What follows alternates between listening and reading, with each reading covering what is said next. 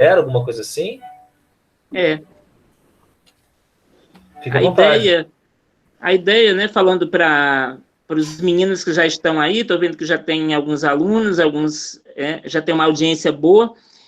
A gente está quase encerrando o projeto Unesp Santander, né, o edital conjunto destinado aos alunos da pós-graduação e também da graduação, né? E o Gustavo e a Meire acabaram aceitando participar e foi assim, fiquei muito feliz. É uma contribuição importante para o nosso, não só para o nosso projeto, a contribuição maior para os nossos alunos e para a nossa unidade, né, Gustavo? Então, fico muito contente que você tenha aceitado e trazendo uma obra maravilhosa, que é o Requiem, do Antônio Tabucchi, e que eu nem imaginava que você fosse mencionar ou tocar nessa obra, falar dessa obra, que é uma obra que me lembra a graduação, né? Muitos livros do Tabucchi a gente trabalhou na graduação lá na USP, ele é maravilhoso, então eu tenho certeza que a sua fala promete. Então é com você, querido. Muito obrigado, tá?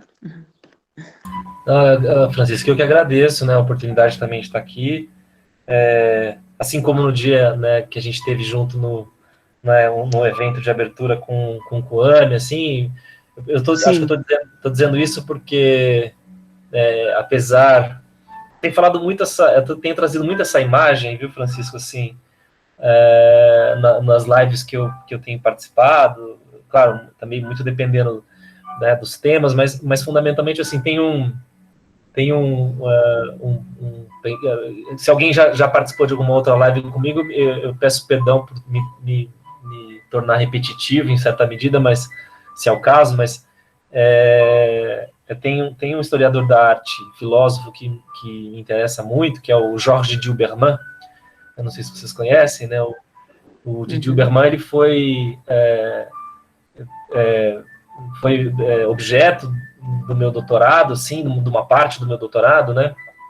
E nessa medida ele foi meu supervisor de período sanduíche na França. Ele me recebeu como aluno de sanduíche, sempre foi muito gentil comigo, assim, a gente se deu bem, curiosamente, enfim. É que ele tem uma expressão que eu acho muito incrível, assim, simples, uma expressão muito simples, que ele usa para quando ele fala, fundamentalmente, assim, quando ele fala, por exemplo, da Shoah, né? Ele tem todo um trabalho que é destinado a pensar, né, o extermínio, então, né, o genocídio, né, judeu. Ele diz assim, as imagens do Holocausto são inimagináveis, né, ele diz, mas é preciso que as imaginemos apesar de tudo. Então, nesses tempos de pandemia, eu acho que essa formulação ubermaniana é muito cortante para mim, assim, né? Então, eu estou dizendo isso porque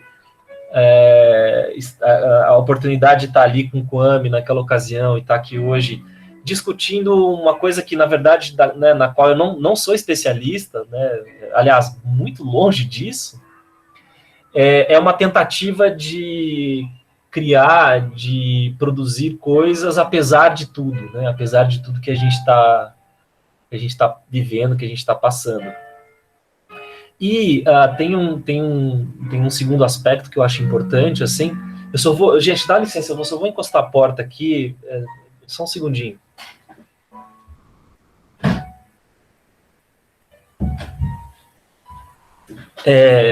Tem um aspecto que eu acho que é importante nisso também, né, que tem a ver com a escolha do Requiem, desse texto. Então, eu vou, como eu falava aqui um pouquinho antes, até já conversando com o Francisco em off, né, antes de mais nada, muito obrigado, né, também por todos vocês que estão aqui hoje. Eu fico muito surpreso com a presença de tantas pessoas, assim, né, nessa conversa aqui, numa sexta-feira de tarde, né, para falar enfim, né, de um livro que eu acho que justamente articula uma relação literatura inconsciente de forma potente, Então, agradeço muito a presença de vocês aqui, mas então, essas coisas vão se amarrando, a meu ver, na medida em que eu acho que o Requiem acaba sendo um livro que tematiza de maneira, assim, a partir daquilo que ele traz, uma relação com esse momento que a gente está vivendo, né?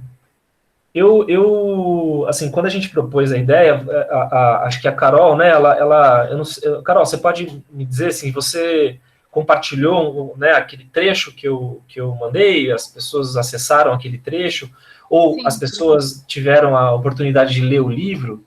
Se vocês pudessem se manifestar pelo chat, assim, só para ter uma noção, né, se algumas pessoas leram ou o trecho, né, que eu disponibilizei escaneado para Carol, ou se leram um livro. Professor, só ficava na aba documentos, no sistema de inscrições. Não o livro inteiro, aquele trecho selecionado. Tá. Vocês, tem algumas pessoas dizendo aqui, Thiago e Nayara, que leram o trecho. Alguém, por acaso, leu o livro todo? Se não se manifestarem, eu sei que provavelmente, né, não teríamos aí pessoas que eventualmente leram. Que era uma indicação de leitura, mas então antes de eu até desdobrar aqui algumas questões, eu sugiro fortemente, né, que vocês leiam. Para quem tem interesse nesse tema, fundamentalmente, né, sobretudo, esse livro aqui, né, o Requiem, do Antônio Tabucchi. Tem o subtítulo é importantíssimo, né? Ele se chama Requiem, uma alucinação, e aí a gente acho que vai falar um pouco sobre isso também. É um texto curto, assim, é uma narrativa curta. Essa edição que eu estou aqui é uma edição da Kozak Naif, que saiu em 2015, super bem feita. É um texto curto, mas assim, tem a ver com isso também, viu, Francisco? Assim, quando eu peguei esse livro, eu li numa sentada, porque eu não conseguia deixar ele mais, assim. Ele me sugou de tal forma, justamente por ele lançar luz de uma forma poética, né? Esteticamente falando, há uma discussão que me é muito cara na minha trajetória como pesquisador e como psicanalista, que é uma relação, claro, acho que quem me conhece sabe que eu tenho, né, eu procuro fazer uma articulação entre psicanálise e reflexão estética desde as minhas primeiríssimas pesquisas, assim, sempre foi dei sorte também, eu acho que de aguilhoar, assim, né, um objeto, né, para uma vida inteira, né. E quando eu li esse texto, assim, ele me pegou completamente, né? Então, vocês que leram o trechinho que eu acompanhei, talvez que eu compartilhei, talvez tenham alguma, acho que dá para ter um saborzinho, né? Uma amostrazinha do que é a narrativa, né? O trabalho, a escritura, né? Do Antônio Tabucchi, que muito brevemente, esse é o trabalho que eu vou fazer com vocês aqui hoje, vou fazer uma breve introdução de algumas ideias do livro, e a Meire vem na sequência, continuar conversando com vocês sobre uma dimensão mais vivencial, né, para ser trabalhada. O Tabucchi é um escritor italiano, que já é falecido. Eu não sei o ano. Bom, que ótimo que o Francisco está aqui, porque ele pode me ajudar. Eu confesso que eu me perdi aqui nas datas, eu não sei exatamente quando que ele faleceu, acho que 2000 e pouco, né? Sim, também não lembro não, Gustavo. Acho que é por aí. Esse livro saiu originalmente em 1991, e a edição que a Kozak fez saiu só em 2015, então tem um tempo aqui entre a primeira edição e depois essa, né? Mas, enfim, é um escritor muito prolífico, escreveu pra caramba, publicou um monte de coisa. Em 2012, a morte do Tabucchi, Carol, é isso?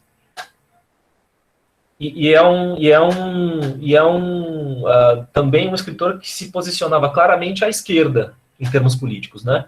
Ele chegou, inclusive, a compor uma frente de esquerda europeia, né, e se colocou em, digamos assim, candidaturas.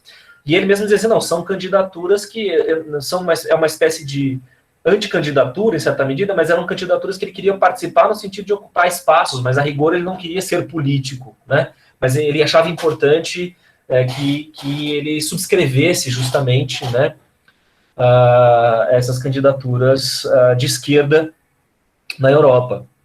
Então é uma figura assim, interessantíssima, né? Que então, num certo momento, escreve esse livro, que é um livro, uma narrativa curta, chamada justamente Requiem, uma alucinação, né? E ele demarca esse um primeiro aspecto, né? Que está ali, inclusive, numa nota introdutória anterior ao texto propriamente dito, que que se trata de um requiem, portanto, uma homenagem aos mortos, né? Quer dizer, a palavra requiem se referiria a isso, né? E que a rigor deveria ser, uma vez que se tratasse de fato de um requiem, deveria ser escrito em latim. Contudo, ele diz nessa nota introdutória, a gente pode até ler depois, que ele não se dá bem com latim, mas achava que deveria escrever em português, né? Esse é um dado biográfico importante, ele se muda para Portugal. Bom, o Tabucchi, ele se tornou um especialista na obra do Fernando Pessoa, né? Ele entrou em contato com a obra do Pessoa na década de 60, quando ele estudava na França, na Sorbonne, e de lá para cá, então, o Pessoa se torna também, eu diria assim, um objeto, né, bastante privilegiado na reflexão dele. E então é nesse sentido que ele vai se aproximar da literatura portuguesa, a ponto de que, num certo momento, ele vai viver em Portugal e se casa com uma portuguesa. E ele diz, né, um lugar cujas pessoas eu gosto e parece que elas gostam de mim também. Ele diz isso, assim, se sente, né, territorializado, né, na experiência portuguesa e vive lá, enfim, ao longo de boa parte da sua vida. Eu tenho um videozinho dele que fala também sobre essa experiência de escrever em português e eu queria passar, tudo bem? Posso tentar aqui se eu apresentar, né? Eu não tenho muito hábito de fazer isso, mas eu vou tentar aqui, peraí, ó. Aqui. Que é um vídeo chamado Dreaming in Another Language.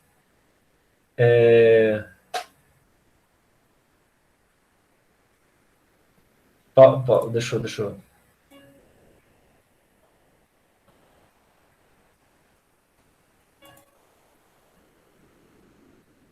Vocês veem, gente?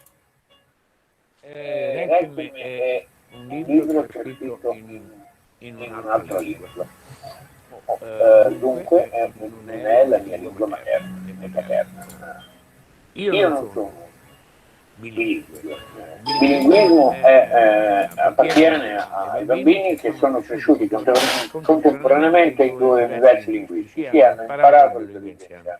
Io sono un alloglotta, come dicono i linguisti, cioè il portoghese l'ho imparato da grande. Dopo l'ho assorbito in maniera tale per cui è diventata la mia lingua, l'ho anche adottata. È una lingua vicaria, non è la mia lingua vera. Però a volte può funzionare anche come lingua vera, perché quando lei sogna in un'altra lingua, quella lingua è sua. Perché non è più uno strumento di comunicazione a livello razionale, ma appartiene al suo inconscio, come direbbe Freud. È proprio dentro. E un giorno mi è venuto di scrivere grazie a un sogno, fra l'altro, perché io mi ero messo a riscrivere un sogno che avevo avuto la notte precedente. Il sogno peraltro riguardava mio padre, curiosamente mi parlava in portoghese, chissà perché, proprio nella logica, non logica dei sogni. E io in portoghese gli rispondevo. Mi faceva delle domande linguistiche, anche mi chiese quante lettere aveva l'alfabeto latino, ma questo poi va nel libro. Mi ritornò in mente il sogno e tentai di trascriverlo. Mi misi a trascriverlo così come lo avevo sognato, cioè in portoghese, e scrissi alcune pagine. Fra l'altro questo avveniva né in Portogallo né in Italia, avveniva a Parigi. La sera, quando rientrai in albergo, presi il mio quadernino che mi porto sempre dietro, dove ce l'avevo scritto, e tentai di tradurlo in italiano, e non mi veniva in italiano la continuazione, suonava falsa. E mi sembrò strano, ma mi sembrò anche naturale, e così continuai a scrivere in portoghese, e il libro venne fuori in portoghese. E scrivere in un'altra lingua è un'esperienza molto strana, è come avere un altro battesimo, un'esperienza un po' lustrale, molto arricchente, molto bella, un'avventura curiosa. Proprio come conoscere un mondo sconosciuto, perché anche se la lingua la possediamo bene, scrivere una cosa creativa in quella lingua è come attraversare un fiume ignoto e arrivare sull'altra sponda. E io sull'altra sponda c'ero arrivato, però non sono stato capace di fare il viaggio di ritorno. E così ho chiesto aiuto a un amico, che infatti quando si pose il problema di tradurlo in italiano, io feci anche un tentativo, le faccio una confessione. C'è una pagina del Corriere della Sera in cui c'è la pagina di un romanzo inedito scritto in portoghese da Tabucchi, e di cui si dà una pagina di traduzione, è un paginone del Corriere della Sera, ma non ebbi il coraggio di firmarmi e scelsi uno pseudonimo che già avevo in testa, cioè il cognome, e lo chiamai traduzione di Isabelle Pereira, figuriamoci. La traduzione è proprio è brutta, è rugginosa, proprio si sente che non sono a mio agio nella mia lingua, il che è paradossale, ma è vero. E allora chiesi a un amico che conosce abbastanza bene il portoghese e soprattutto conosce bene i miei libri, se me lo traduceva, Sergio Vecchio, ha fatto questa traversata di ritorno, e questo gliene sono molto grato.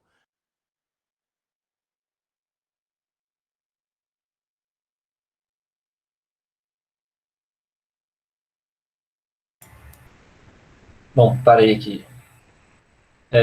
Bom, vocês veem assim, isso, né?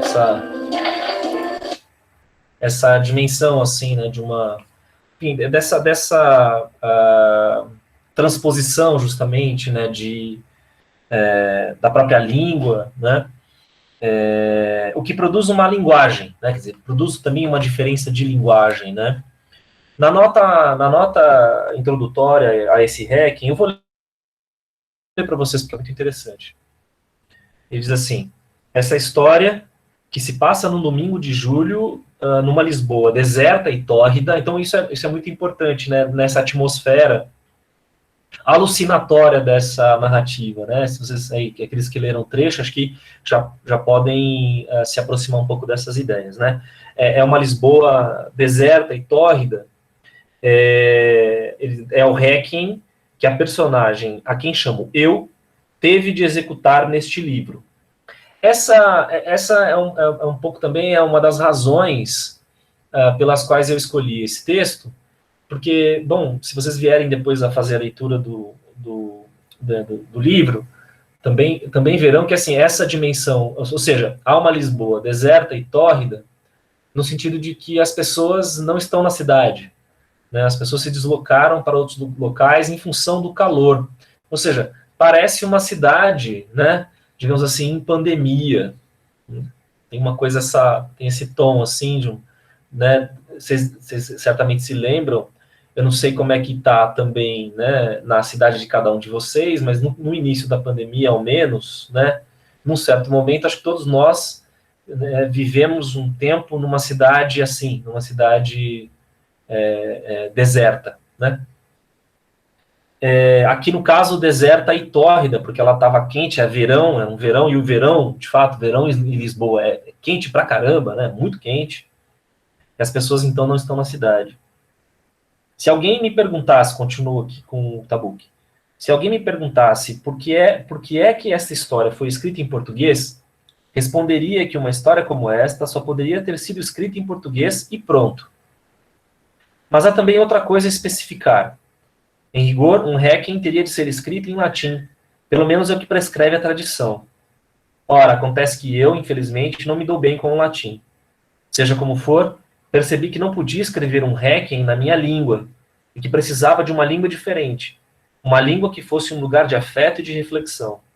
Essa ideia é muito linda, né? Eu acho também. Eu acho que essa ideia é importante, assim, no sentido de que eu acho que ela resume tudo, né? Ela resume tudo que interessa, eu diria, né?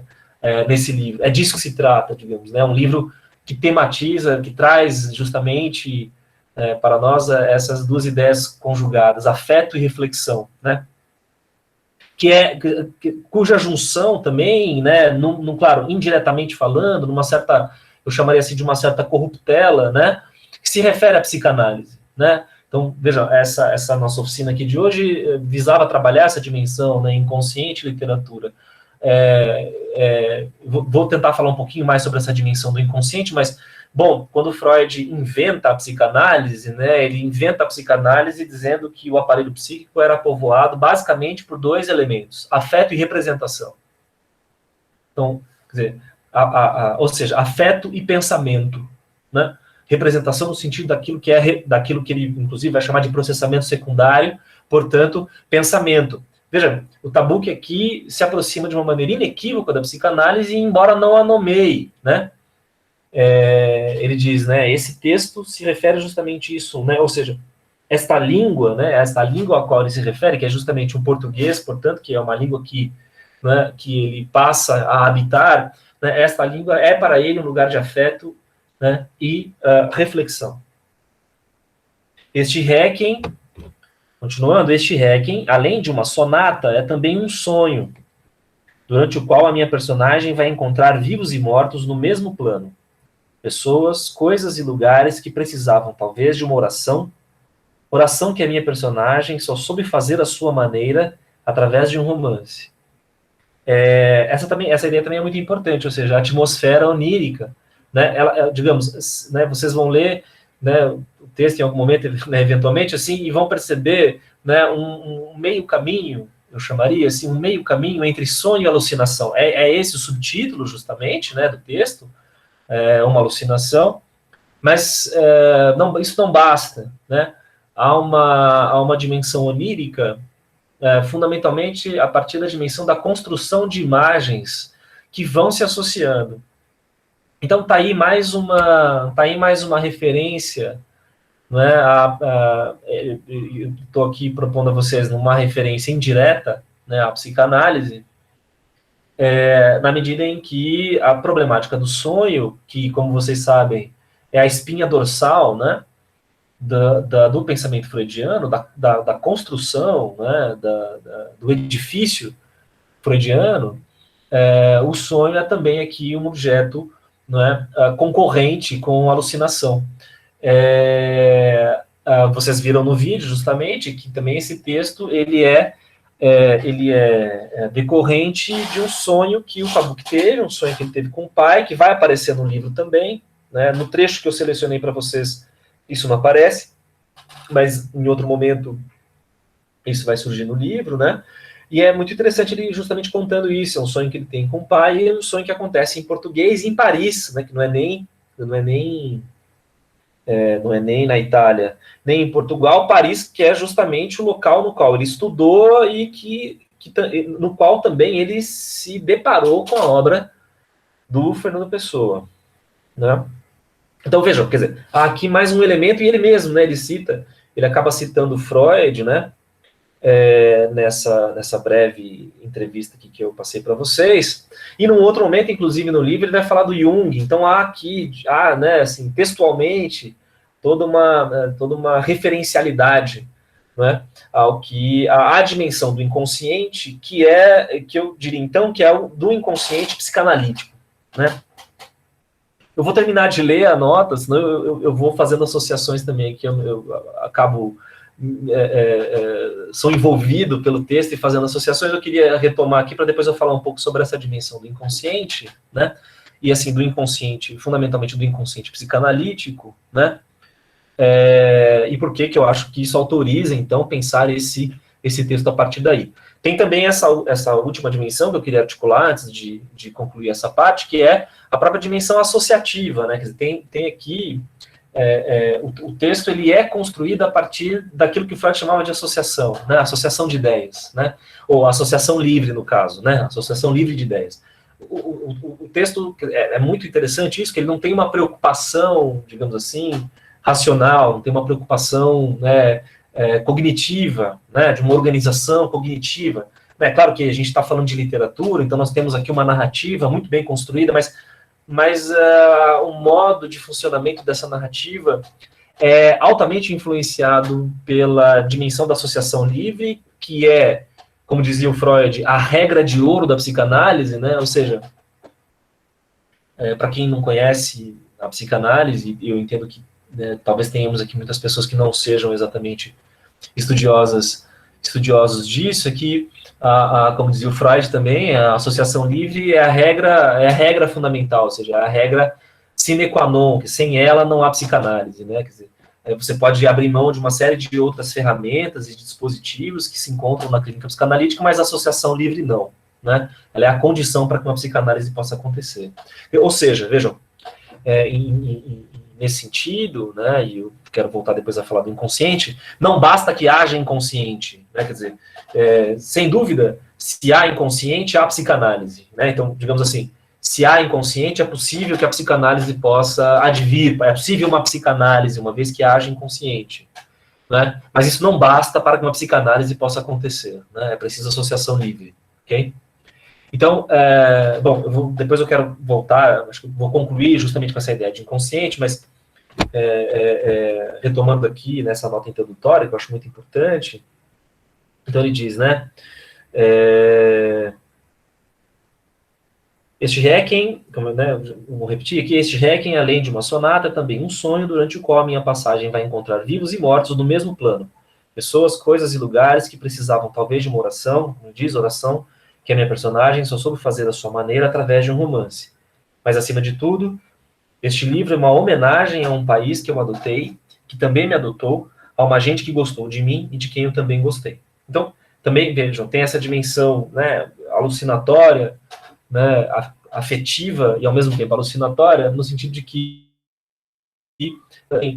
coexistem nessa narrativa vivos e mortos, e isso também nos permite pensar se o próprio eu, né, que chama de eu, o narrador, também estaria vivo ou estaria morto, né? Mas assim como as pessoas, os lugares, né, as passagens e daí por diante. Se alguém observar que este Requiem não foi executado com a solenidade que convém a um Requiem, não posso deixar de concordar. Mas a verdade é que preferi tocar a minha música não num órgão, que é um instrumento próprio das catedrais, mas numa gaita de beiços, que se pode levar no bolso, ou num realejo, que se pode levar pelas ruas. Como o Drummond de Andrade, vejo que o cara, né, também tinha um apreço pela poesia em português, e não só do Pessoa, mas também, né, do Drummond. Ele diz, como Drummond de Andrade, sempre gostei de música barata. E como ele dizia, não quero Handel para meu amigo, nem ouço a matinada dos arcanjos. Basta-me o que veio da rua, sem mensagem, e como nos perdemos, se perdeu. Então, bom, essa é a nota introdutória, né, que ele publica, né, para o leitor adentrar, portanto, nessa narrativa, né, que aí, então, eu estou propondo a vocês, né, nessa nossa conversa, numa relação com o inconsciente. De forma muito geral, a ideia de uma articulação entre inconsciente e literatura evidentemente, não é um privilégio da psicanálise, né? Então, era esse desdobramento que eu achava importante fazer para vocês nesse momento. Não é, ou seja, então, a relação inconsciente e literatura não é um privilégio da psicanálise, embora a psicanálise justamente tenha, aliás, não diria que não um privilégio, quer dizer, não é exclusivo da psicanálise, embora a psicanálise privilegie justamente o interesse por uma relação entre inconsciente e literatura. Ou seja, se vocês lerem a obra do Freud, verão Freud citando, né, escritores ao longo da obra inteirinha, né, a literatura, muito mais. Isso é importante, porque isso é um dado biográfico essencial na obra freudiana, que a literatura, muito mais do que as demais artes, né, muito mais do que as artes visuais, né, para pintura, escultura, ou mesmo artes de performance como teatro, não têm o mesmo estatuto de interesse para o Freud, né? Quer dizer, o Freud claramente privilegia a literatura, né, como objeto do seu interesse para justamente erigir, então, o edifício psicanalítico, né, uma literatura que vai desde os gregos até a modernidade, né. E ele sempre, quer dizer, o Freud nunca deixou de reconhecer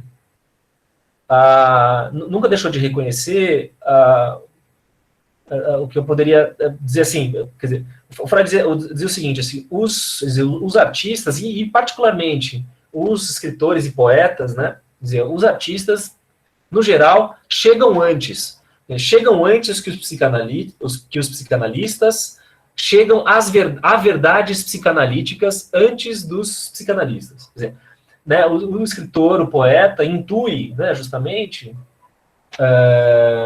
um conhecimento de cunho analítico antes mesmo dos analistas. Então, o Freud nunca deixou de reconhecer, né, de fazer reverência, né, à acuidade que os escritores e poetas têm. Inclusive tem um texto que, eu diria, não fala de outra coisa senão disso, que é justamente o poeta e o fantasiar, né? Não, quer dizer, que o escritor, né, alcança mais cedo, né? Todos também sabem, quem em alguma medida se interessa pela figura do Freud, sabe do interesse que ele tem, né, particularmente na obra do Schnitzler, né? Que é um escritor seu contemporâneo, também médico, que se destaca num certo momento na literatura, mas que fundamentalmente também ganha fama por conta do Freud, porque o Freud justamente reconhecia o Arthur Schnitzler como seu duplo, ele dizia assim, o Schnitzler é o meu duplo, né? Meu duplo em literatura, que é o autor do Breve Romance do Sonho, como eu imagino que vocês saibam, que foi filmado, depois foi feita uma adaptação pelo Stanley Kubrick, né, que é de olhos bem fechados, se não me engano. Esse livro também, vale lembrar, esse livro, Requiem, do Tabuk, também foi adaptado para o cinema. Um cineasta francês, Janer, se não me engano, me desculpem aqui a falta de precisão, que se a Carol puder dar uma fuçada aí, já que ela já estava me ajudando aqui, se você puder dar uma fuçada nessa adaptação, foi feito, vocês encontram alguns trechinhos no YouTube também, uma adaptação que um cineasta fez desse romance. Mas o que eu queria concluir nesse sentido, e talvez a gente até possa conversar um pouco depois, é que, assim, eu estava dizendo, né, o inconsciente, quer dizer, a relação literatura-inconsciente não é exclusividade da psicanálise, embora a psicanálise tenha, né, privilegiado justamente essas relações. Há um vasto conjunto de autores, de escritores, que já tentaram justamente trabalhar a partir dessa dimensão, né, dessa relação com o inconsciente. Os surrealistas, muito mais notadamente, eu diria, assim, em termos, né, de uma literatura de vanguarda, por exemplo, o Breton, como vocês sabem, né, o Breton leu Freud, embora nunca tenha sido reconhecido pelo Freud como né, quer dizer, um leitor propriamente dito, mas o Breton leu Freud, e é a partir da leitura que ele faz do Freud que a sua própria escrita vai se desenvolver, né? O recurso da escrita automática é consequência, né, justamente dessa aproximação que o Breton vai fazer com o pensamento freudiano. Nadja, que é o grande, né, quer dizer, o grande romance. Legal. Ela é suíça, ó. Requiem, obrigado. Requiem, o encontro com o Fernando Pessoa, é o diretor suíço, Alain Tanner, é isso mesmo. Então, o Nadja, por exemplo, eu diria, é um romance que é justamente o romance central, né, do início do surrealismo, é claramente tributário ao pensamento freudiano, no sentido, então, daquilo que eu citava para vocês, como escrita automática, né? Mas, bem, eu acho que essa história é mais antiga, né? Eu indico para vocês, para quem tiver interesse nesse assunto, eu vou mais citado que desdobrar, que é um texto de um outro filósofo que me interessa muito atualmente, que é o Jacques Rancière. O Jacques Rancière, ele tem um texto publicado em 2009 no Brasil. Eu não sei exatamente quando ele sai na França. Se chama O Inconsciente. Eu estou aqui anotando para vocês, que aqueles que tiverem interesse, né? O Inconsciente Estético.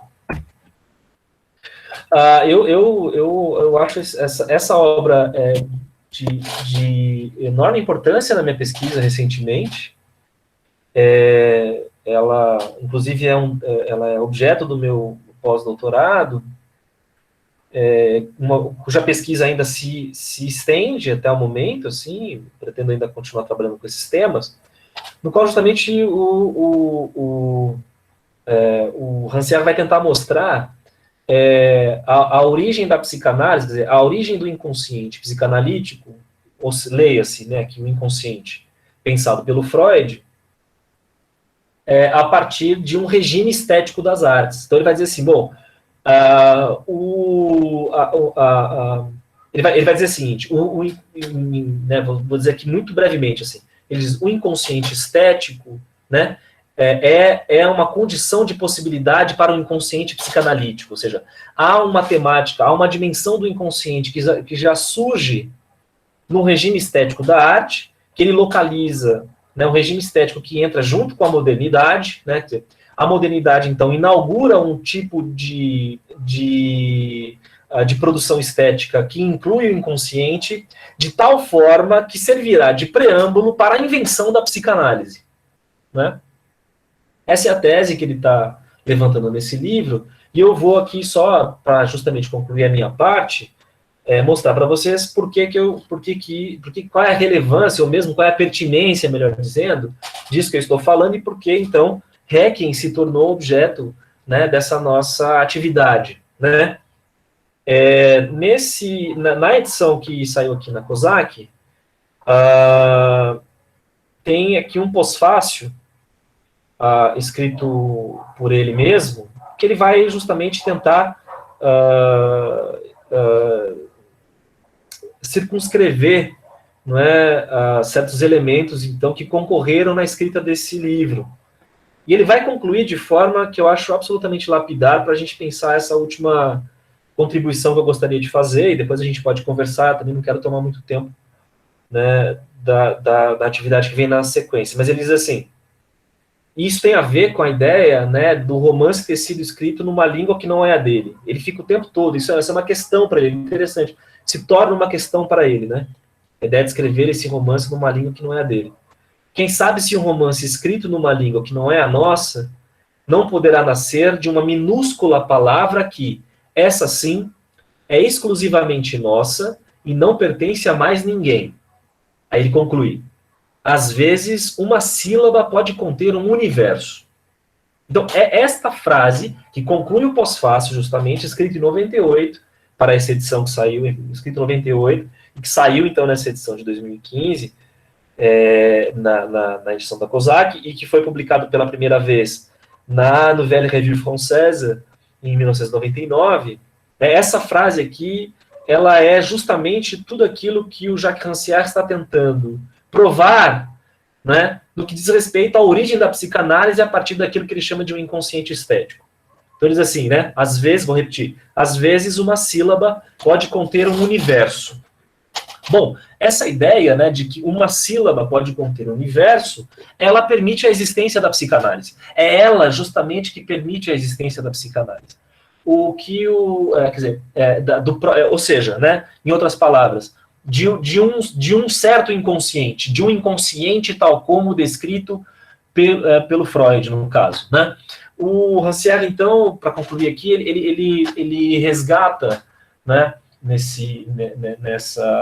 nessa reflexão, né, a ideia de que há uma frase, do Novalis, né, que é justamente um escritor romântico, né, ali quer dizer, localizado ali no romantismo alemão, diz assim, né, tem uma frase do Novalis que é a condição de possibilidade para a psicanálise, né? O Novalis diz assim, num certo momento, tudo fala.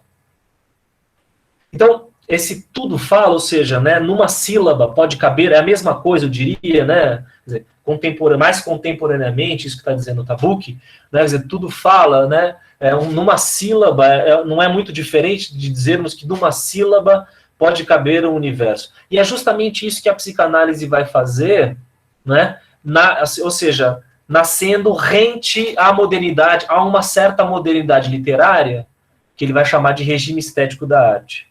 O que o Freud vai fazer, fundamentalmente, a criação da psicanálise, né, é uma deshierarquização da relação entre a palavra e digamos assim, entre as palavras. Ou seja, o que a psicanálise vai fazer é que, numa dada narrativa, num discurso, não há aqui, quer dizer, tudo fala, num discurso, não há uma hierarquia prévia daquilo que interessa ser escutado e daquilo que não interessa ser escutado.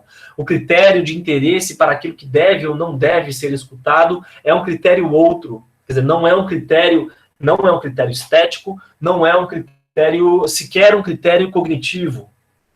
Né? Quer dizer, provavelmente esse critério está muito mais perto do estético do que do cognitivo, ou seja, quando um paciente comete um ato falho, ou quando alguém, né, comete um ato falho, interessa o tropeço, né? E não a inteligibilidade que deixou de existir naquele momento.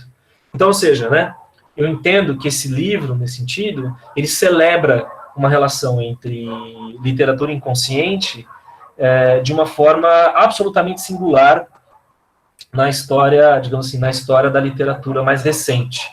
Então é por isso que eu selecionei, junto à Meire, né, a oportunidade de falarmos um pouco sobre isso. Como eu disse ao Francisco de início, né, cujo autor, ou mesmo cuja obra, eu não sou especialista. Né? Eu estou aqui, na verdade, compartilhando algumas impressões com vocês e, quem sabe, dialogar um pouco sobre isso. Era o que eu queria trazer aqui para hoje. Então, obrigado. Nessa parte, né? Depois a gente continua aí com a Meire.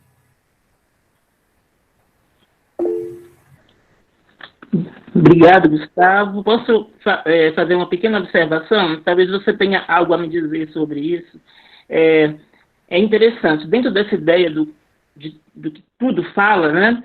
É interessante essa, não sei se posso chamar de ruptura ou escolha que o Tabuk faz de não escrever em italiano, ou seja, de não escrever o Requiem em latim, como formalmente deveria ser feito, né? E também não escreve em italiano, porque talvez italiano seja a língua neolatina mais próxima do latim. Ainda é o latim, o italiano, né? Mas ele vai escrever em português, justificando dentro de um campo de afetividade a produção desse texto. E é bem interessante isso. Isso deve falar muito, né? Já que tudo fala, né? Como você diz. É verdade, assim, é muito legal o que você está dizendo, porque assim, bom, mas eu acho também que, assim, essa dimensão da troca, assim, da passagem das línguas, né, como se elas fossem vasos comunicantes, né, vasos comunicantes uma para outra, eu achei interessante, assim, como ele declara, isso é determinado pelo sonho, ou seja, é uma narrativa justamente que não só percebe a sua dimensão inconsciente, mas nasce justamente da porção inconsciente. Tem uma coisa que eu acho, assim, uma conclusão que eu tive desse livro aí, e não sei se você concorda, vocês, né, de forma geral, claro, que assim, é muito interessante que o livro, não só o livro é uma associação livre, quer dizer, a narrativa em si, a escritura do livro é uma associação livre, mas também a própria deambulação do personagem é uma associação livre. Quer dizer, ele vai passando por lugares, né, desta Lisboa que vão se ligando livremente, né, que vão se associando livremente. Então, é lindo isso, porque, a meu ver, né, nesse sentido, é uma dupla potência da associação livre. Né? Ela está na narratividade e na deambulação, né, na própria ação do personagem. Sim. É interessante ler a obra do Tabuk da perspectiva que você nos apresenta. Não sei se você conhece outros trabalhos dele, como Dona de Portopim, que ele faz também uma viagem nesse sentido, né? Viagens nessa seara. E eu acho que parece que quase toda a obra dele ele faz essas viagens aí nessa seara que você nos apresenta agora, essa leitura que você faz. Eu precisaria realmente aprofundar um pouco mais. Eu conheço só aquele Afirma Pereira, acho que é isso, né? Ah, sim, que tem uma questão mais política, né? E que virou filme também, Afirma Pereira. Eu conheço esse porque eu acho que o Marcello Mastroianni foi um dos últimos filmes que o Mastroianni filmou, né? Exato.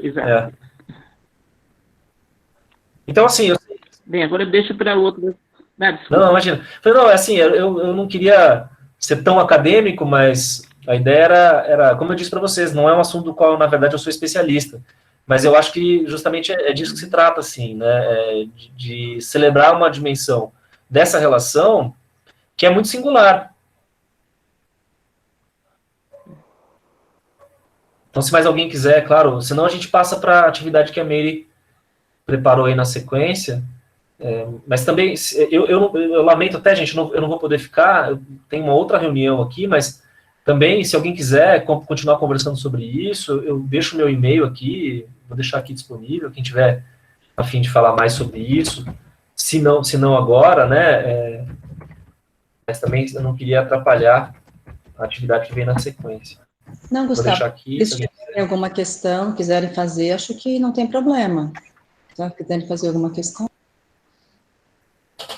Também porque acho que você tem outra atividade, né? Então, respeitando o seu limite. Não, mas eu tenho mais alguns minutos aqui, não tem problema.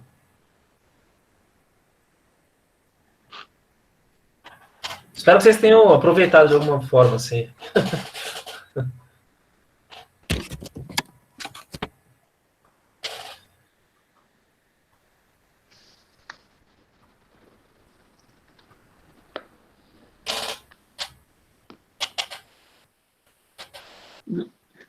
Bem, se ninguém tem nada, então vamos agradecer ao professor Gustavo, excelente a fala dele, nos trouxe muitos elementos interessantes. Uma outra leitura da obra do Tabucchi, né? Eu nem imaginava que pudesse ser feita uma outra leitura assim tão, né, tão importante da obra do autor, que eu li de outra perspectiva, inclusive o Sostiene Pereira, né, o Afirma Pereira, que é totalmente político. Você fala que ele afirmava não ser político, mas quando ele escreve Sostiene Pereira, ele toma um partido ali lascado mesmo, ele é bem político, né? E biograficamente, assumidamente político, né? Obrigado pela tua percepção, eu te agradeço, Francisco. Então, aí, eu agradeço também a presença de vocês, obrigado pela audição de vocês e passo para a professora Meire. Obrigado. Olá, oi Gustavo, boa tarde. Oi Francisco, boa tarde a todos. Oi, tudo bem? E você, Francisco? Quanto tempo? Estou joia. Então, tá bom. Tá melhor agora, vendo você na tela. Linda como sempre, inteligente, simpática. Bom, boa tarde. Oi, Carol, boa tarde, Carol. É que aqui eu estou vendo várias pessoas e eu estou com poucos aqui na minha tela. Tá bem? Bom, como nós funcionamos agora, já vamos na sequência, dando continuidade, é isso? Eu não sei, só me digam. Você que está coordenando? Sim, você vai dar continuidade nele agora. Ah, tá ok. O Gustavo terminou já então, né? Então podemos começar. Gustavo, obrigada, viu? Terminei. Valeu, gente. Bom fim de semana para vocês. Obrigado, Meire. Obrigado, Francisco, Carol e todos vocês que estiveram aqui. Valeu. Tchau. Tchau. Bom, então, boa tarde a todas e a todos. Tem bastante gente aqui, que legal. Bom, quando nós pensamos essa atividade, Gustavo e eu, Carol, né, Francisco, etc., nós tínhamos previsto inicialmente atividade presencial, né? Então, essa minha parte seria em forma de uma vivência, então vocês vão ter que nos ajudar aqui agora com essa questão de uma vivência virtual. Bom, o Gustavo já trabalhou, né, essa questão do inconsciente na literatura, enfim, porque essa é a proposta do evento. A vivência, né, seria mais ou menos pensar assim, que tipo de narrativa, né, da história de vocês, né, esse material que o Gustavo trouxe, despertou em vocês.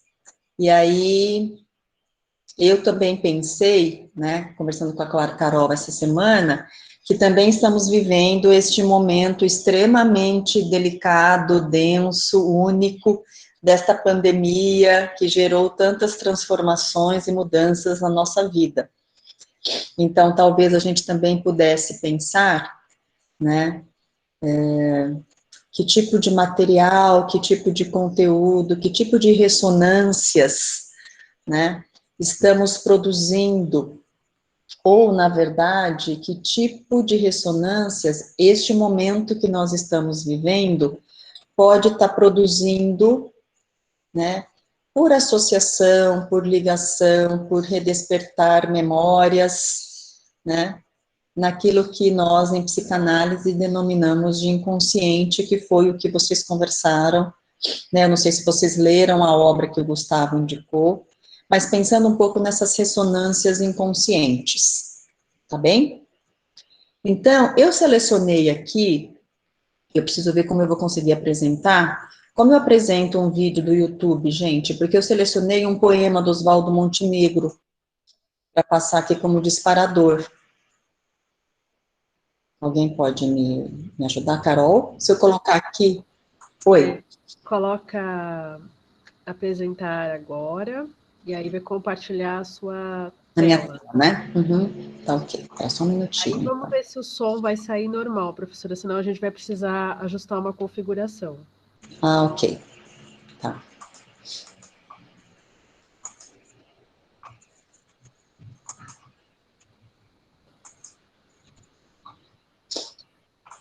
Tá indo? Foi? Tá abrindo, professora. Tá. Acho que é melhor colocar na tela inteira. Melhorou? Ainda não apareceu. Não?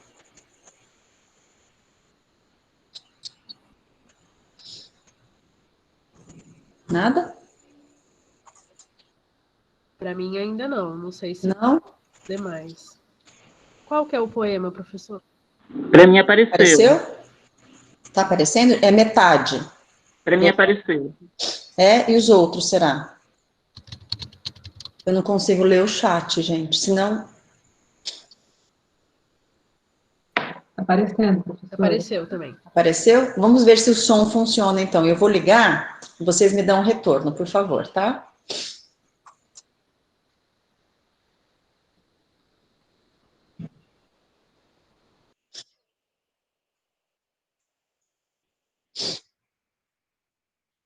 Tá sem som. Tá sem som? Aqui tá no máximo para mim. Começo de novo para tentar? Será que não vai funcionar? Nada? Professora, Oi. vai nesses 3 pontinhos ao lado de apresentação, Espera. mais opções. Sei. Clica, Ah, aí vai em configurações. configurações. Aí na opção microfone, Ah, tenta colocar clica para ver o que aparece. tem comunicações, microfone e padrão microfone. É que para mim aqui não aparece igual. Você quer que eu coloque aqui, Carol, e você tenta você projetar? Isso, acho que pode ser, né? Acho que é mais fácil, né? Uhum. Tá bem. Então, espera só um minutinho. Eu vou colocar o endereço aqui.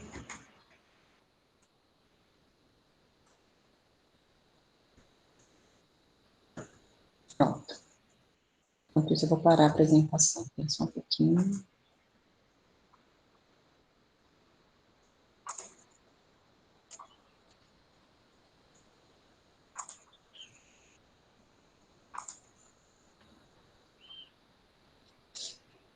Pronto.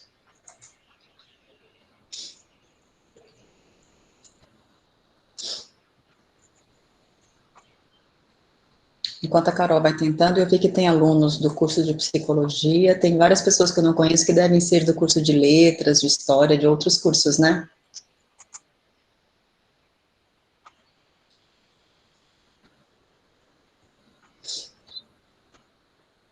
Vocês estão vendo, professora? Sim, tá rodando ainda. Aí.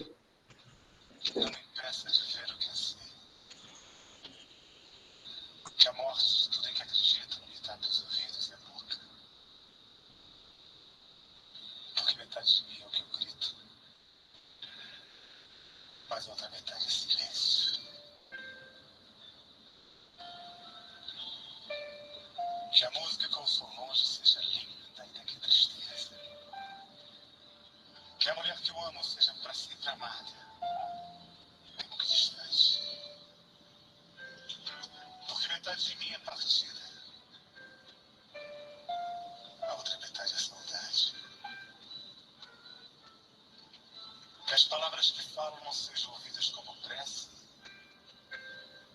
e nem repetidas com fervor. Apenas respeitadas, como a única coisa que resta ao homem inundado de sentimentos. Porque metade de mim é o que ouço, a outra metade é o que calo. Que essa minha vontade de ir embora se transforme na calma e na paz que eu mereço. E que essa tensão que me corrói por dentro seja um dia recompensada. Porque metade de mim é o que penso, a outra metade é um vulcão. Que o medo da solidão se afaste. Que o convívio comigo mesmo se torne ao menos suportável. Que o espelho reflita em meu rosto um doce sorriso que me lembra ter dado na infância. Porque metade de mim é a lembrança do que fui, a outra metade eu não sei.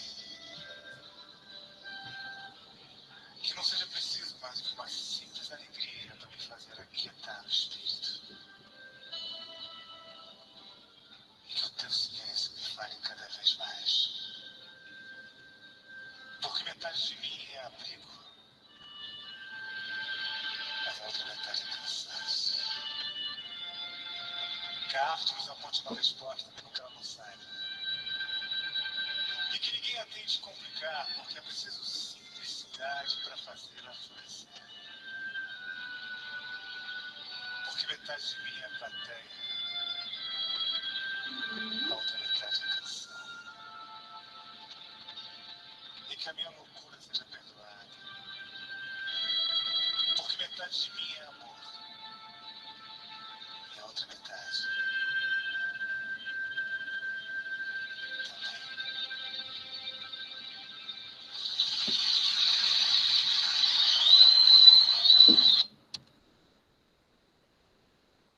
Obrigada, viu, Carol?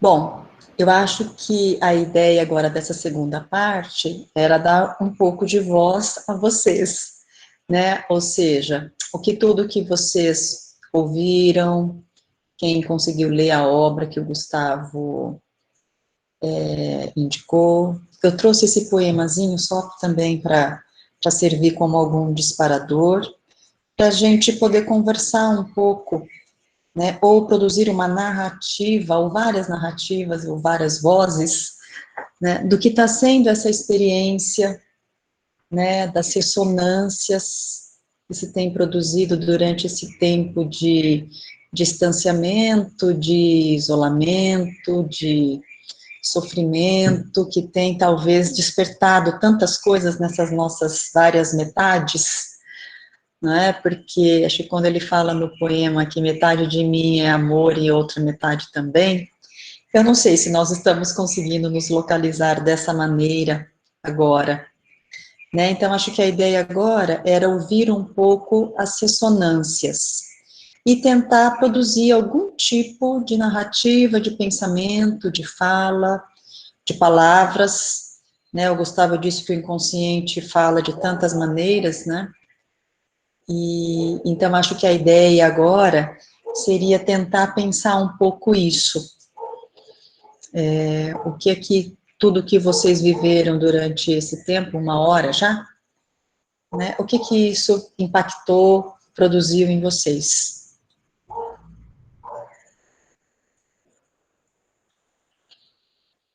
Aí, quem quiser falar, pode falar. Se alguém preferir escrever, também pode escrever. A ideia seria a gente tentar, né, conversar um pouco.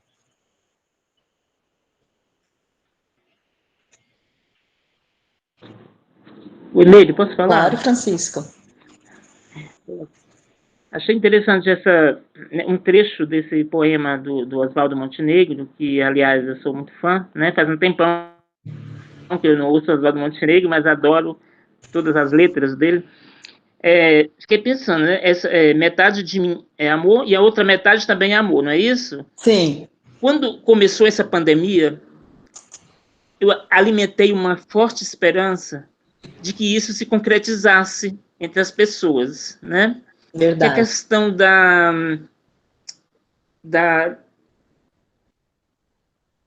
do amor se multiplicasse de alguma forma, da solidariedade, né, da empatia.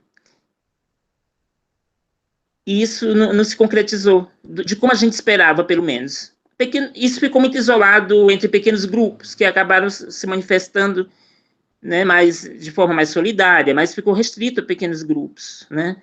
De certo modo, a humanidade parece que se isolou mais, não só se isolou social e fisicamente, mas mergulhou dentro da sua individualidade, do seu eu, sei lá, dentro do seu egoísmo, não sei se movido pelo medo, pelo pavor da morte iminente, talvez, né?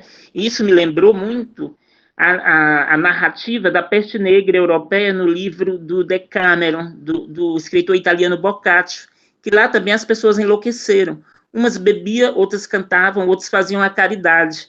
E isso se repetiu, né? Tem muita gente nos bares bebendo, gente nos bailes, gente na praia, gente rezando, gente chorando, gente se abraçando, gente fazendo praticando a solidariedade, né? E é bem interessante isso. Francisco, eu acho que eu tive a mesma ilusão, fantasia, não sei. A princípio, eu também cheguei a acreditar nessa possibilidade, né? E com o tempo eu fui percebendo que não, que de fato todas essas produções literárias dessas pestes, né? Eu comecei a ler o livro do Camus, A Peste, né? Que também fala um pouco disso, né? Do quanto o temor, eu acho que essa experiência do total desconhecido nos aproxima da morte de uma maneira tão explícita, cruel, né, que eu acho que aí nos faz despertar metades diferentes em cada um de nós, né. Eu não sei quantos aqui de vocês também tiveram essa sensação, até essa esperança, né, Francisco, de que, bom, nós poderíamos talvez repensar algumas coisas da nossa vida, da nossa humanidade, deste mundo, né? E não me parece que é o que está produzindo. E é fato, né, que nos outros relatos históricos, né, de outros momentos de peste, né, a questão da loucura ficou muito presente, né, também. Eu acho que é até interessante pensar nessas outras loucuras, né? Ou nessa maneira dessa expressão dessas loucuras, né? E na verdade, eu não sei ainda, assim, como você falou do início da pandemia, né? Mas eu não sei ainda se nós encontramos de verdade uma paz, internamente falando, até este momento. Porque já lá se vão 7 meses de isolamento social, né? E eu não sei se nós encontramos essa tal paz, né? O que você acha? Sim. Eu acho que não encontramos, acho que estamos cada vez mais enlouquecidos. Por isso a arte, assim, né, Francisco, mas nós que bem-vinda. somos de alguma forma... Sim, eu acho que de alguma forma nós que temos alguma instrução procuramos válvulas de escapes mais saudáveis, mais racionais, né? Mas a grande maioria da população mundial, não só brasileira, procurou enveredar por caminhos menos racionais, mais da loucura mesmo como uma forma de negar, até de se proteger por meio da negação, né, se proteger do medo da morte iminente, da contaminação iminente, né, e não sei por que as pessoas, eu não estudo psicanálise, não entendo nada, mas fico me perguntando por que as pessoas preferem enveredar por esses caminhos tão mais espinhosos, tão mais enganosos, né?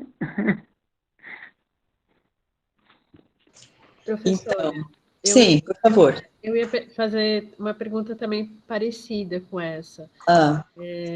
Que assim, eu vejo que no meu convívio, né, que tem pessoas que também partilham dessa angústia, né, que toda a questão da pandemia nos trouxe, né, todas essas incertezas, enfim.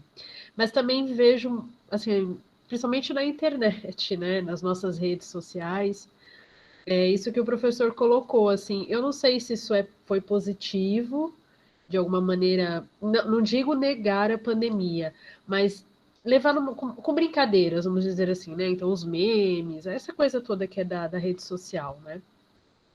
E não sei, eu percebo isso, assim, essa forma que algumas pessoas aprenderam a lidar ou lidaram com esse novo cenário, assim. Claro que tem aqueles que negaram também e continuaram com a sua vida como se nada tivesse acontecendo, né?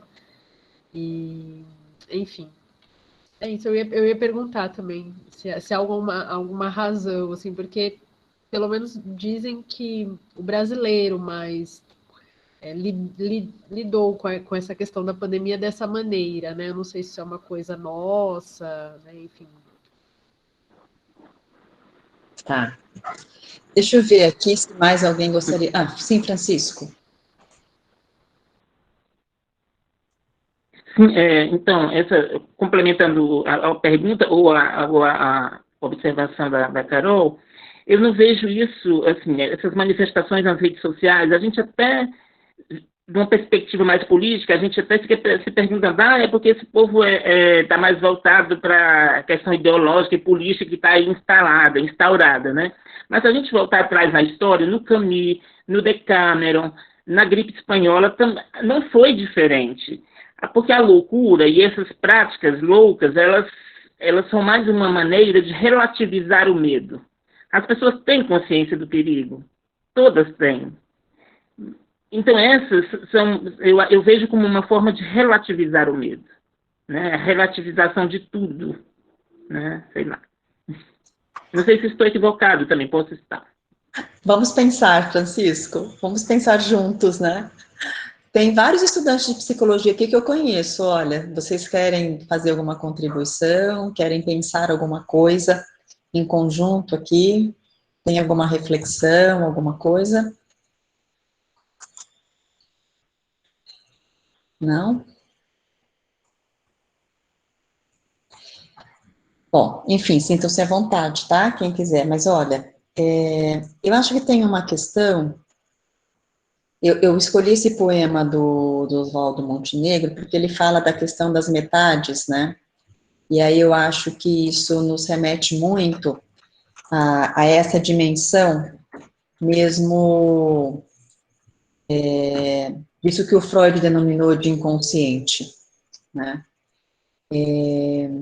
Que na verdade é essa luta o tempo todo com essas duas tendências, né? Porque ele coloca claramente que o inconsciente seria então a sede, né, de tendências opostas, de vida e morte, né? E do quanto e a morte ligada à morte mesmo, que seria a questão da perda total da energia, né, de retornar a um estado inorgânico. Né? E esses momentos de grandes sofrimentos coletivos, porque nós estamos vivendo um sofrimento compartilhado coletivamente, né, neste momento da pandemia, é praticamente global, né, então, porque o tipo de sociedade, o tipo de meio de comunicação que nós temos neste momento histórico que nós vivemos, nos permite, né, como a Carol disse, ter informações de como isso tem sido vivido, as reações, as ideias, as reflexões do mundo inteiro, né? Então, nós estamos vivendo uma pandemia global, né? E aí, eu acho que isso deixa uma marca muito importante, porque é um sofrimento coletivo. Esses momentos de grandes sofrimentos, sobretudo quando eles são coletivos, né? Então, em primeiro lugar, o sofrimento em si já teria sozinho, né, teria a possibilidade de nos remeter, né, a experiências da nossa história, relacionados com perdas, com dores, relacionadas a situações muito próximas de essa situação catastrófica, né, da qual nós não temos controle nenhum. E levando em consideração, então, que para a psicanálise o inconsciente teria, então, essa contradição, ou seja, que o homem é um ser da contradição, né, e que ele luta a vida inteira, o tempo todo, entre vida e morte, entre tendências opostas. Então, o que eu estou querendo dizer é que quando nós estamos vivendo essa situação que nós vivemos, a maioria das pessoas vive experiências muito semelhantes, né, de desesperança, de medo, de temor, de ameaça, e isso, sendo algo coletivo, exacerba em nós, né, justamente, vamos dizer assim, essa metade, né, que seria essa metade que nos aproxima, né, de uma experiência da morte. Por outro lado, é muito difícil para nós, seres sociais, nos aproximar de fato da morte, porque ela também causa dor, causa sofrimento, é o nosso fim. Narcisicamente, isso causa muita dor. Então, diante deste contato com essa experiência tão difícil e coletiva, nós também tendemos a nos defender dessa situação, né? E aí nos defendemos de várias maneiras, né? Negando, não levando a sério, bebendo, brincando com essa situação, meio que desafiando essa situação, né? Alguns poucos, né? E aí eu acho que este evento tem essa possibilidade de oferecer um caminho que é pela arte, porque afinal de contas a arte significa podemos produzir ideias, podemos produzir narrativas, podemos produzir uma experiência com tudo isso, né? Isso também pode ser coletivo. Então, o coletivo não precisa ser necessariamente apenas o aspecto da morte, do sofrimento, nós podemos ir para além disso, né? E o que me parece que está difícil nessa situação é eu conseguir ir além disso, produzindo alguma coisa, né? Produzindo alguma coisa que traga um pouco de respiro, vamos dizer assim, nessa situação que estamos vivendo. Não sei se deu para pensar alguma coisa, Francisco e Carol, e demais.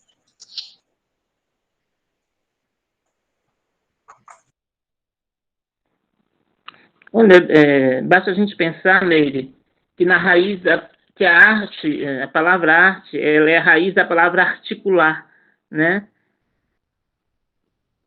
E a arte está contida em nós também, nós somos arte, nós somos produto de uma arte, de um criador, de um artista, porque ele juntou os arteiros, as articulações, né? Ele fez arte, né? E isso que a gente podemos optar por esse caminho também, né? Por meio da arte, articulando, juntando peças, para driblar também essa situação. É uma outra opção, né?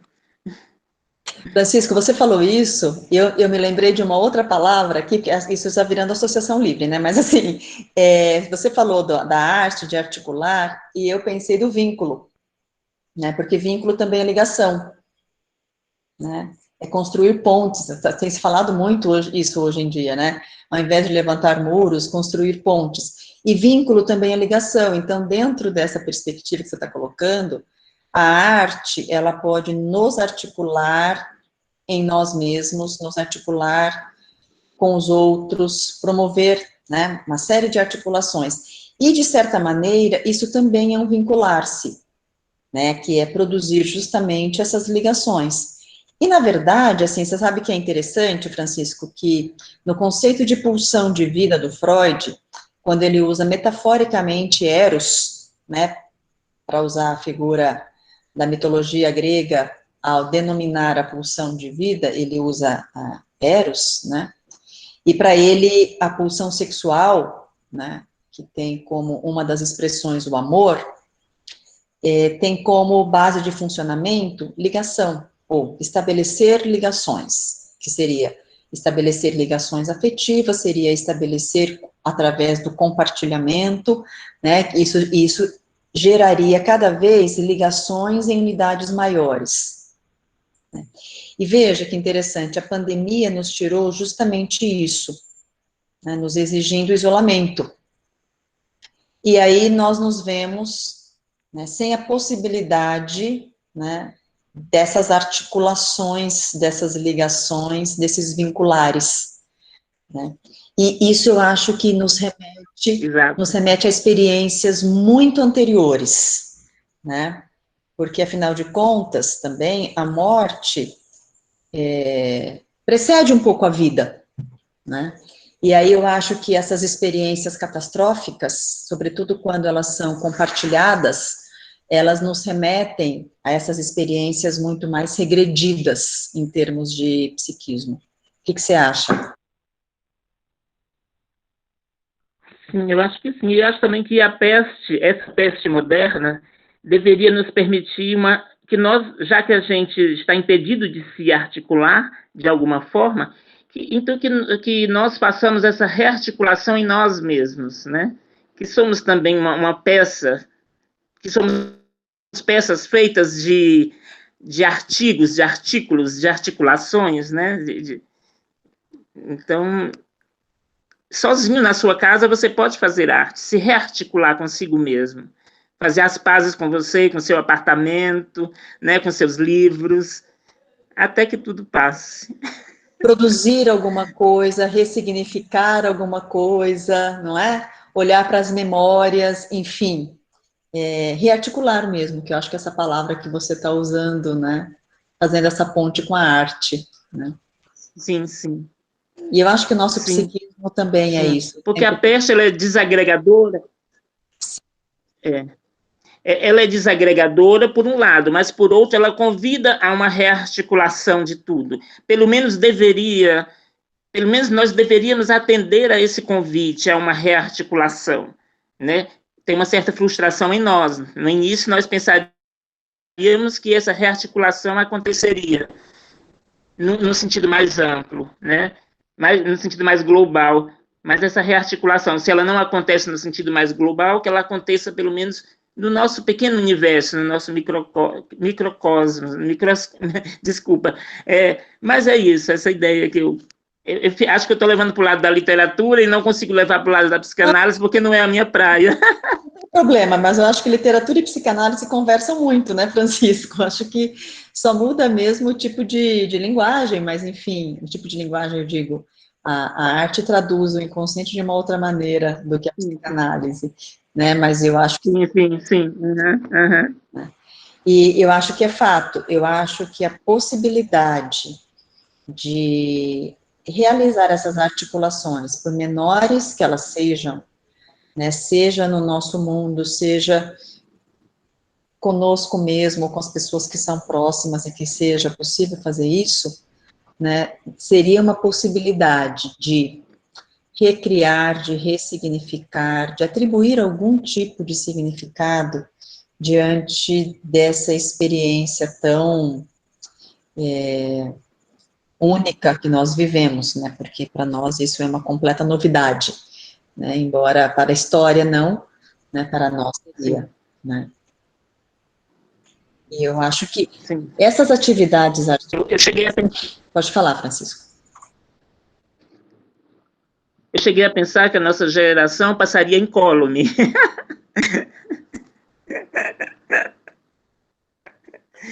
Não pensamos. Eu acho que daqui a alguns anos nós ainda continuaremos a ver as marcas, né, que essa experiência deixou. Sim. Né? E eu acho que o que é interessante nós pensarmos também é que essas marcas, eu tenho certeza, assim, que elas serão marcas muito profundas em todas as gerações que estão vivendo esse momento, das crianças até os mais idosos, né? Que é uma marca que, de fato, vamos dizer assim, se liga a muitas sensações, emoções e afetos que nós temos, né? Da nossa vivência, da nossa vida mesmo, né?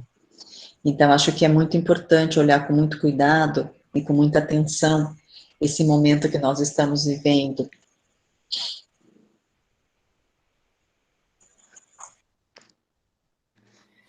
Meire, posso fazer uma contribuição também? Por favor, Larissa. Boa tarde a todos.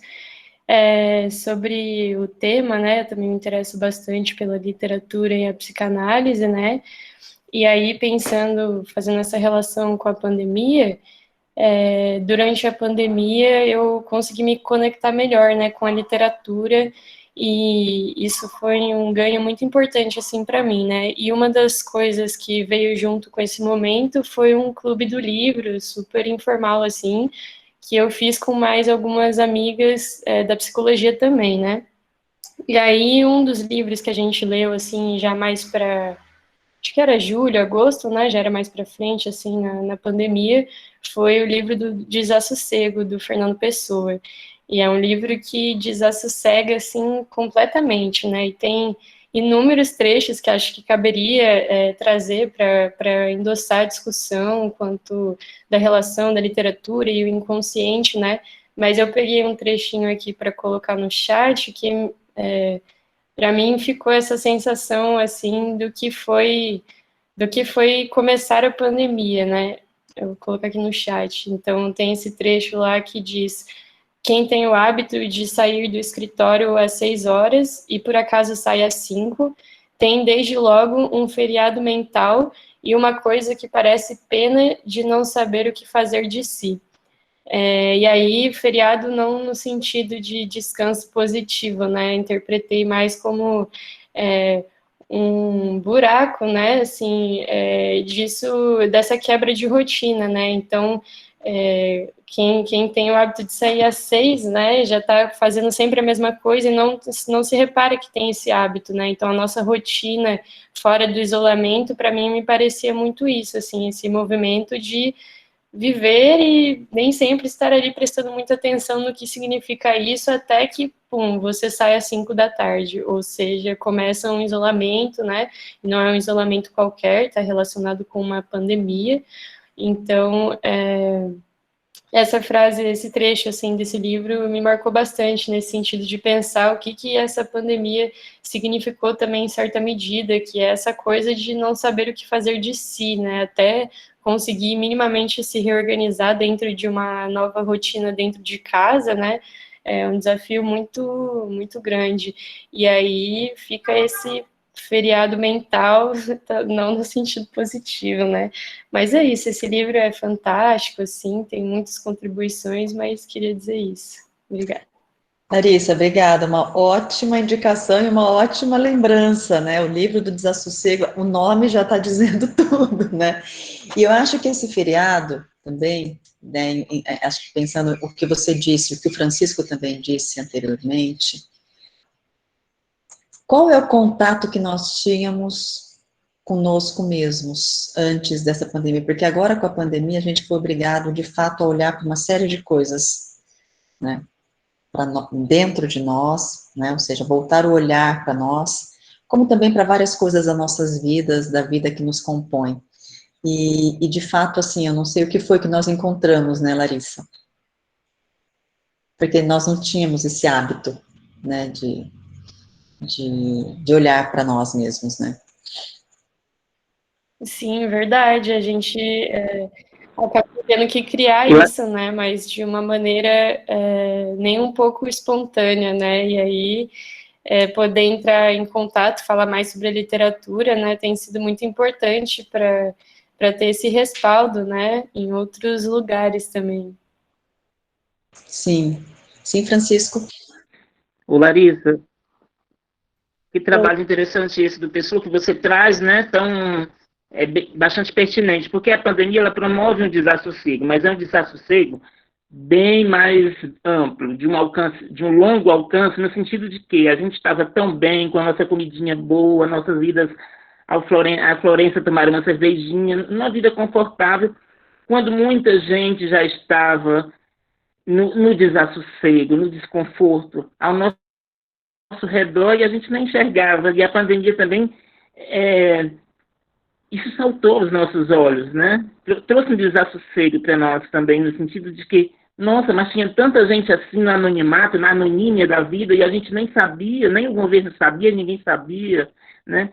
E esse desassossego, ele tem um alcance muito mais amplo, muito mais longo, né? Ele vai bem mais longe, né? Foi um desassossego geral que a pandemia promoveu, né?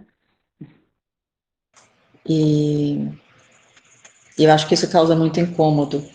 Por isso, muitas pessoas não buscam saída para isso, né? Porque a partir do momento que nós temos que entrar em contato com tantos desassossegos, muitas vezes é melhor não olhar, né, para todos esses desassossegos. Então, às vezes, as pessoas se desconectam mesmo.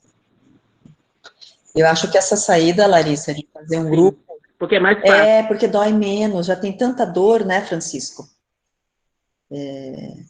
Tivemos que mexer em tanta coisa, né, dentro de nós.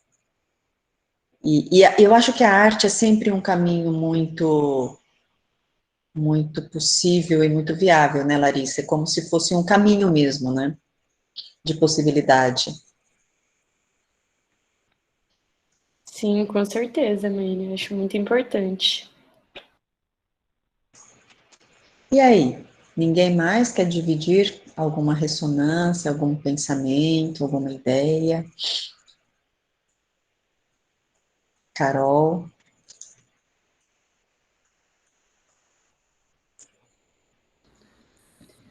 Professora, eu ia comentar que quando a gente propôs esse projeto, a ideia era justamente que, a partir das interações, né, da leitura, das obras selecionadas, com o grupo, né, presencialmente, então que fossem ali partilhados os laços, enfim, os sentimentos, e que fossem criados laços, né, entre os participantes, né? Que a Larissa colocou que ela está participando de um clube de leitura, né? Então a ideia era até isso, né? Que no final do projeto a gente tivesse um clube de leitura entre o pessoal que participou. E por fim a pandemia nos impôs justamente que a gente não pudesse realizar esses encontros. E assim, eu percebo que o quanto, depois de tantos meses, né, a gente está desde março, abril aí, em isolamento, né, no início é tudo bem, vamos dizer assim, claro, a gente se adaptou à questão de tudo ser virtual, os eventos, as atividades, enfim, mas eu percebo que a gente já está assim esgotado disso, a gente, quanto as interações que a gente tinha no nosso dia a dia, isso a gente não percebeu e o quanto isso nos faz falta, né? Então, ir trabalhar, ver os nossos colegas, conversar com as pessoas, né? Enquanto que o virtual ele já não supre mais isso, né? Então, tudo bem, a gente escuta um cantor que a gente gosta pela internet, mas quanto é gostoso ir num show do cantor, enfim, assistir uma peça de teatro, enfim, né? Eu percebo isso, assim, não sei, um sentimento meu, né? Que algumas pessoas falam também que estão cansadas já das lives. Até das reuniões de serviço a gente está sentindo falta. Na verdade, eu acho que nós nos deparamos com quanto as mínimas coisas da vida, né, nos compõem de fato. né? E aí nós estamos sentindo falta das menores coisas, ou das coisas menos perceptíveis que nós tínhamos, né? Que são as coisas do cotidiano mesmo, da rotina. Porque, afinal de contas, é isso que dá significado à nossa vida, né? São as pessoas, as atividades que nós exercemos, né? Que compõem a nossa rotina, que, na verdade, o que atribui algum tipo de significado à nossa vida. Né? Tudo bem quando isso foi suspenso temporariamente, mas esse temporariamente está muito longo, né? E agora, assim, está todo mundo cansado mesmo, esgotado, acho que a palavra é esgotamento, né? Guilherme Zanqueta. Nessa pandemia, eu posso ler, né, Guilherme, por você? Nessa pandemia, eu li um conto do Edgar Allan Poe, que chama A Máscara da Morte Rubra, e me lembrou bastante este momento de pandemia que estamos vivendo. Sim. O que te remeteu a isso, Guilherme? Você quer dividir conosco?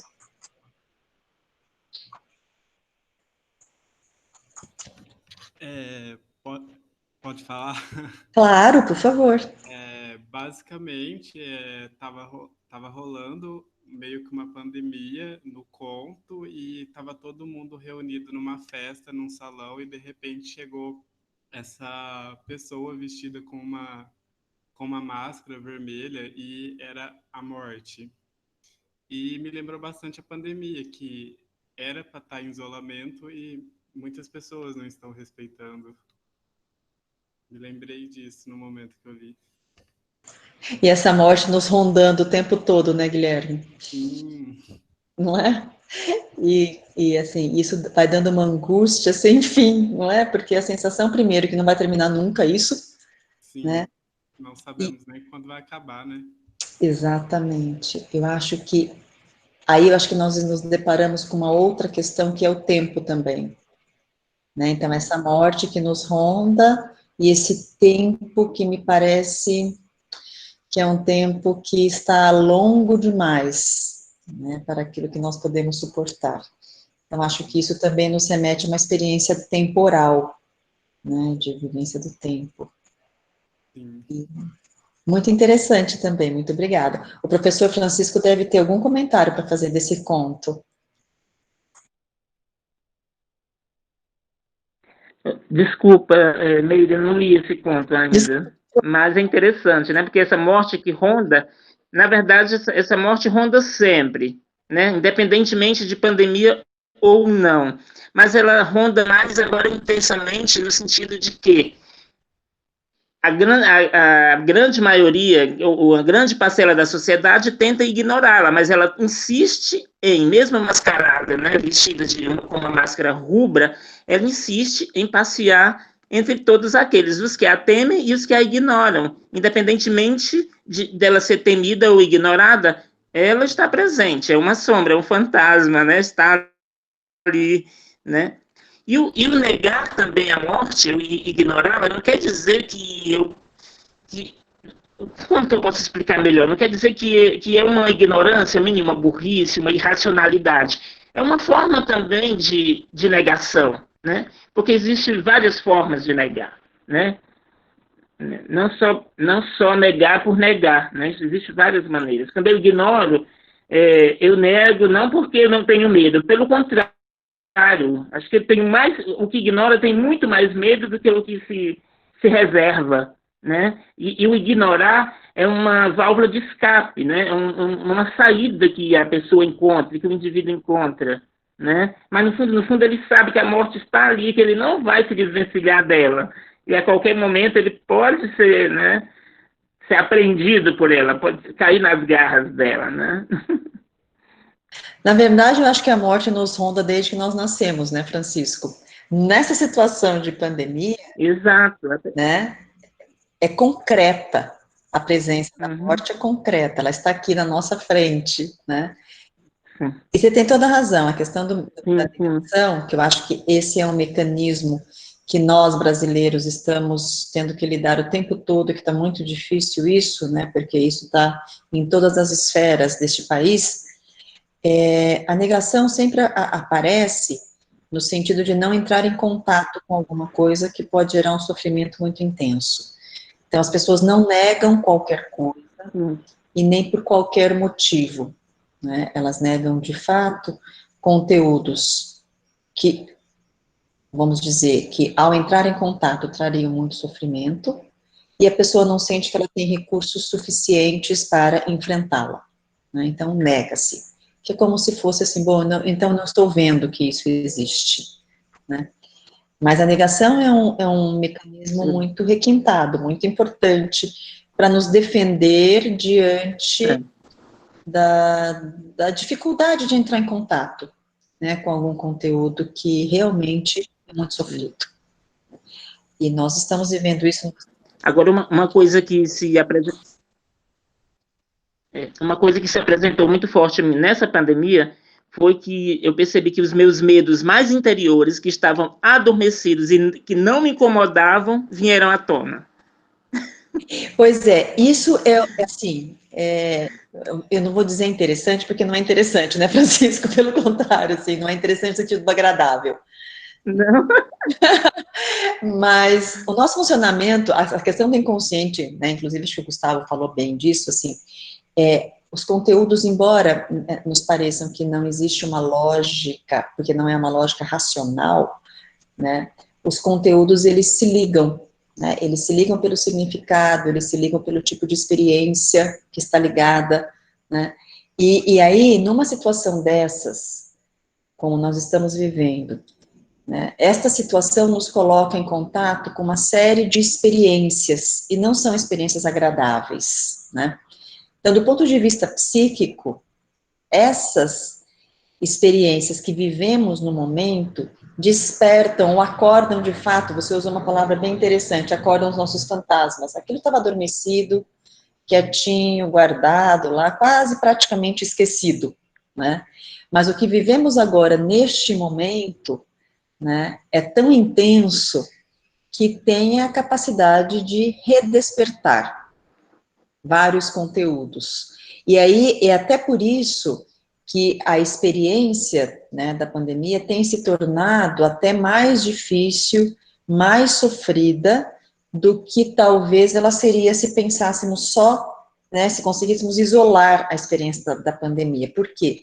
Porque ela pode ir despertando inúmeros temores que estariam relacionados com a experiência que nós estamos vivendo. Então, por exemplo, o que é o medo da morte? É o medo de ficar sozinho, porque o medo da morte pode ser muita coisa, né? Desde a morte propriamente dita, como muitas outras experiências. E aí, então, isso vai sendo despertado. Por isso que muita coisa vem à tona, Francisco. Sim, sim.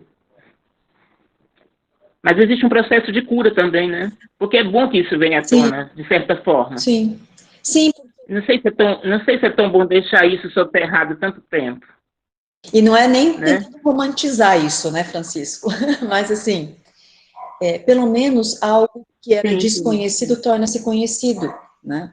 E aí nós podemos buscar ferramentas, instrumentos para lidar com isso, né? Porque enquanto é tão completamente desconhecido, nós não temos nem como enfrentar, né, esse conteúdo, este material. Exato. Né?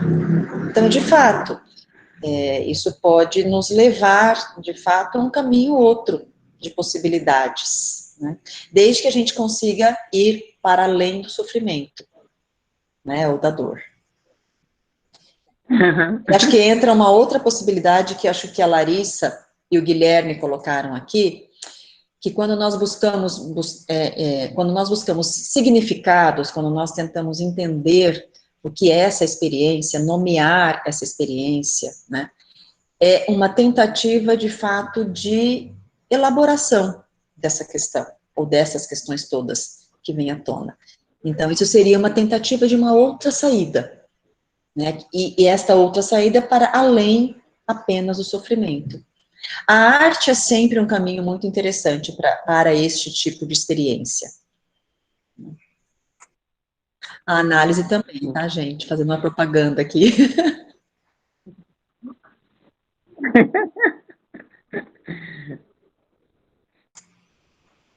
Tá ótimo. Gente, eu estou preocupada com o horário, porque eu tinha combinado um tempo com a Carol e com o Gustavo, né? Eu não sei, já são 18h45. Eu não sei se alguém gostaria de falar mais alguma coisa. Eu queria só perguntar uma coisa, Meire, para Carol, se esse clube do livro não vai rolar assim, nem virtual, se a ideia foi mesmo descartada.